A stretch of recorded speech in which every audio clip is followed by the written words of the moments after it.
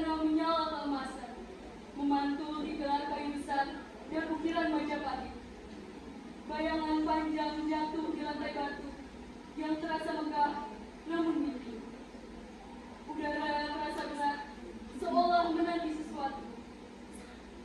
Di tengah balairu kerajaan Majapahit, Hayam Wuruk berdiri menatap lukisan. Wajahnya tenang, namun sorot matanya menyimpan pikiran yang mendalam. Pintu kayu besar terbuka perlahan. Gajah Mada melangkah masuk. Suara langkahnya bergema, memecah keheningan istana yang gelap. Gusti Prabu, persiapan di lapangan Tuban telah selesai. Rombongan dari Galuh telah menyeberangi lautan dan akan segera mendarat. Apakah kau sudah memiliki waktu wacana dan untuk bisa ikut paman? Kapan kecantikannya bukan sekadar rebusan angin yang lewat begitu saja. Namun bagiku pernikahan ini adalah penyatuan dua insan. Penyatuan dua saudara yang telah lama terpisah. Ampun Gusti, hamba melihatnya dari sudut yang berbeda. Pernikahan ini adalah kesempatan emas. Sunda adalah kepingan terakhir yang belum tunduk di bawah Panji Wirwatingta. Ini bukan soal pengakuan, kawan. Aku punya Hyang Pitaloka sebagai permaisuri. Bahkan ada persahabatan yang setara. Jangan kau kata ini suci ini. Jangan urusan. Hamba hanya menjalankan tugas untuk menjaga kemegahan Majapahit.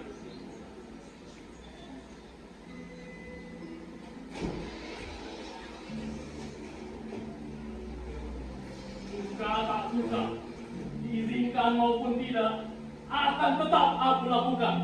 Apakah kamu serius dengan lakukan ini? Ini tolong resiko, Bupati, apalagi melibatkan keluarga kerajaan Sunda. Konsekuensi ini sangat besar bagi hubungan kerajaan. Demi sumpah tersebut, aku rela melakukannya. Lagi pula, untuk apa kerajaan Majapahit harus menerima Sunda sebagai hubungan yang setara? Nusantara harus menyatu, dan Sunda harus tunduk di bawah Majapahit. Bupati, ini terlalu... Sudah, ikuti saya. Persiapkan seluruh prajurit Majapahit sampai hari di mana kerajaan Sunda datang. Siap, Bupati. Angin laut berhembus kencang, menggerakkan lentera yang bergoyang.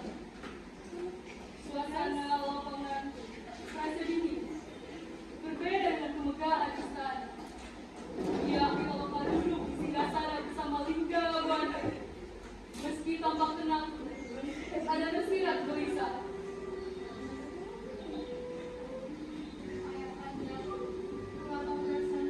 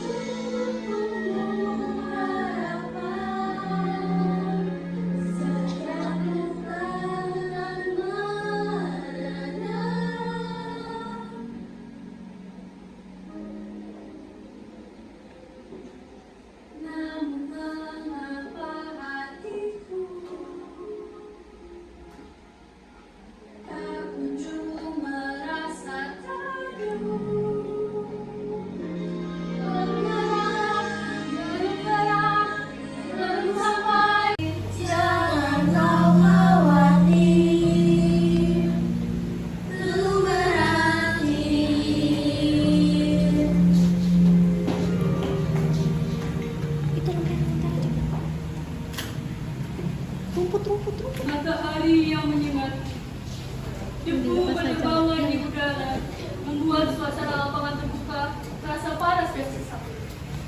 Di satu sisi, Gajah Mada berdiri di depan pasukan Majapahit bersenjata. Zawa. Barisan tombak dan perisai tersusun rapi, menciptakan bunyi ancaman pokok. Rombongan kerajaan Sunda yang semula mengira akan disambut kesabaran, kini terhenti. Para pengawal Sunda mulai merapatkan barisan di depan rombongan Syah Pitaloka. Lihat itu, mereka tidak mau pesta. Itu maju perang. Ini bukan penyambutan, ini jebakan. Mana Sang Prabu Hayam Wuruk? Mengapa Mahapati menyambut kita dengan senjata terhunus? Di mana etika tuan rumah terhadap tamunya? Maharaja Linggabuana, kedatangan kalian bukan untuk bersanding di pelaminan yang setara. Di bawah langit Majapahit hanya ada satu matahari. Sumpah mengapa yang aku ikrarkan, tidak mengenal kompromi, tidak mengenal diplomasi yang lunak. Ih, kok kemana sih? Yang belum terpenuhi seluruh Jawa harus bersatu kini. Saat kuasa berdiri sendiri di bawah paham Majapahit ini. Sang Maharaja kini telah datang dan sumpah bukan segera genap. Kali ini Sunda harus menyerah, tak bisa untuk mundur lagi. Hai Linggabuana.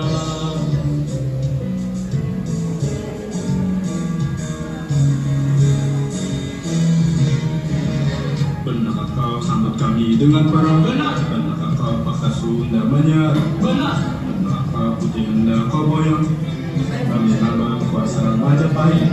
Apabila maumu Mahapati. Kau ingin Sunda menyerah, atau kalian musnah di tanah Tuhan. Serahkan dia Pitaloka bukan sebagai pengantin, melainkan sebagai putri boyongan. Biarlah ia menjadi tanda bahwa Sunda telah meluluhkan egonya di bawah panji Wirwatikta. Lakukan itu, dan kalian akan bisa pulang dengan sisa nyawa yang kalian punya. Jika tidak,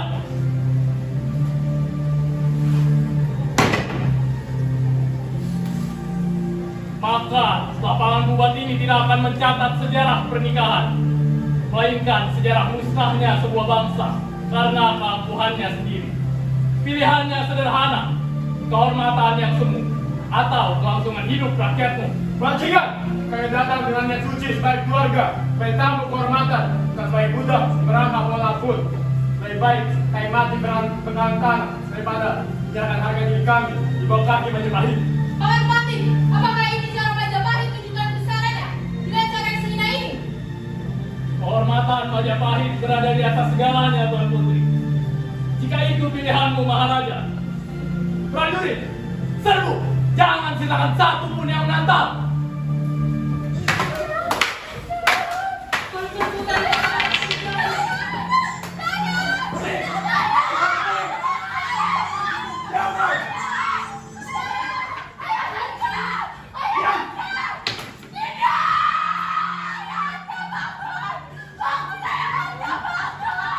Sekarang, Tuan Putri, ikutlah denganku ke istana, dan kau masih bisa hidup mewah sebagai selir Sang Prabu.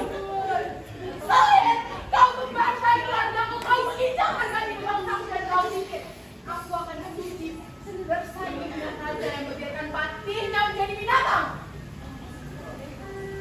Dia Pitaloka terduduk di tengah lapangan dengan tatapan mata yang tajam mengarah lurus pada Gajah Mada. Matanya yang merah bukan merah tangis, melainkan amarah yang menyala. Gajah Mada berdiri beberapa langkah di depannya dengan pedangnya yang masih berlumuran darah.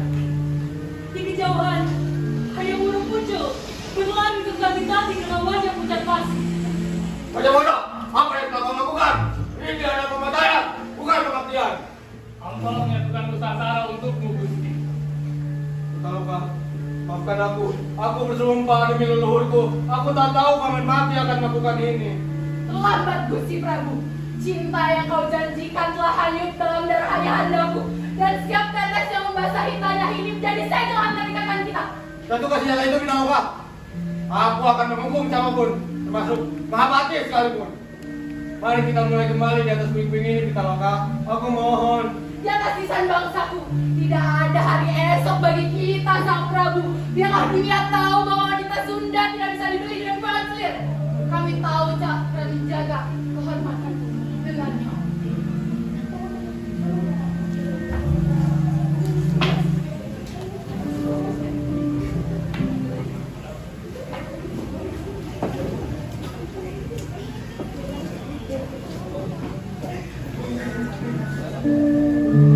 Di ufuk bubat, mentari memerah sabah.